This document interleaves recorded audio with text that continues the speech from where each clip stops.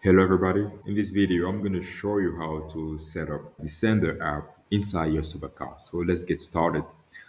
At the level of App Marketplace, you search for the app and then you go at install and then allow the install. Here you actually provide the API key. Let's do it right away. You paste, you continue. We have success. This means the tool is already connected. So now we can go and check it at the level of a custom page. But before, let's refresh the page. So we scroll down and we have Sender. As you can see, we have a new interface. Here you have the documentation, which gives you the instructions, all the steps that you're supposed to follow in order to set up the app. Here you have the tutorials, the smart queue, how to get all the credentials, and the setup video and the setup to check the status of the app.